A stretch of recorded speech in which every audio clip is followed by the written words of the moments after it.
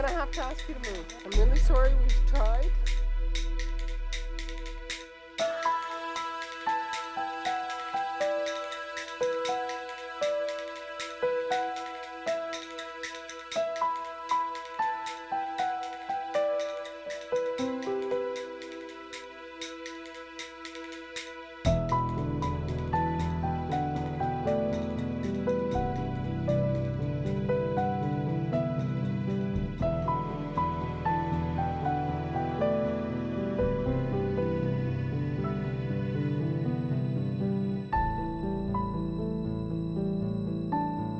People in Edmonton want this situation dealt with, and these people dealt with fairly, equitably, and give them their lives back.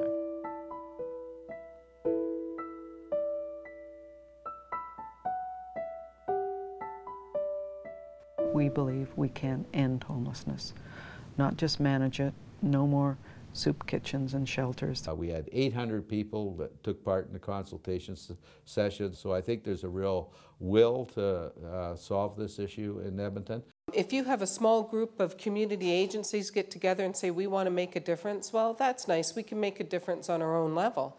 But when you add the business and the politicians at the table, absolutely a tremendous chance in increasing the chances of success.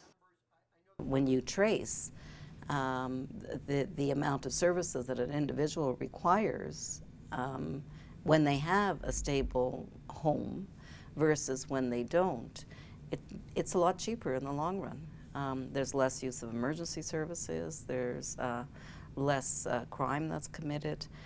1 out of every 5 called to our emergency management services is a person who's homeless.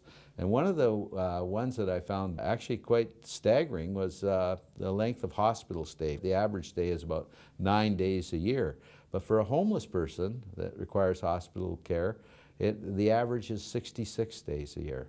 So just think of the cost of that to society. Well, I've worked at the Royal Attic, which is an inner city emergency department. One major problem is homelessness. When you don't have anywhere to go, if you're hungry or you have no place to sleep, many people end up in a hospital emergency department. That's a place some of them call home. One person I recall has visited us 750 times, many times by ambulance. There are many other cities, particularly in the United States, where they have developed 10-year plans, and they're actually seeing progress. For example, in Portland, the chronic homelessness have been reduced by 70% in 4 years' time. We also have a lot of really good stuff happening in Edmonton.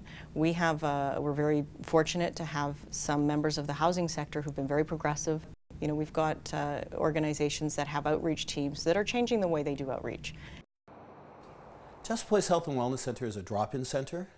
We like to service the needs of the homeless, and it's through those relationships that we can then help to house them.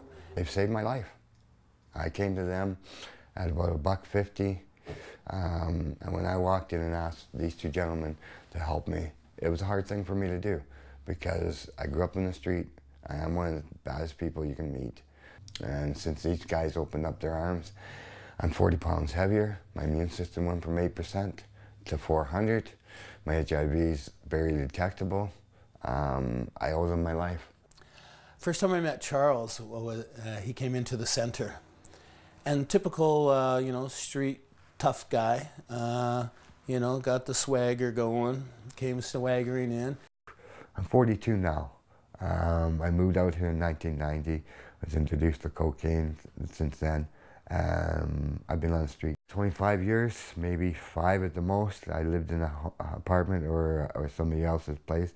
The other 20 was on the street or crack houses. And you lived on the street your whole life. Can you imagine going into a situation as intimidating as meeting a landlord and saying, I want to rent this apartment off you? And they put a piece of paper in front of you and say, well, great, just fill out this form. I got no credit. I got no history. I got no references. For me to go get an apartment and fill out a piece of paper, I might as well hand it to you blank. As a support worker, we can come alongside and say, we'll help you fill out that form. And by the way, we're the support for this apartment. So you can call us. If you have a problem with this tenant, don't even go to the tenant. We'll come and work with the tenant. And we are the credit check. We are the reference check. We will be there. We will fix that apartment if it gets damaged. And landlords really have come to understand that when we rent an apartment, we're renting that apartment for life. They take me shopping, they help me with my medical, they've got me my ID, they're there whenever you need them. It's not our job to say, hey, you got to stop using drugs. It's our jobs to support them when they make that decision to stop using drugs. You need help, you need friends, you need love. If not, you'll die alone and you'll die on the streets. And I didn't want that. I'm tired, I'm old. And thanks to them, I have a chance to live again. These gentlemen reached out and gave me my own place, a home. This is my home.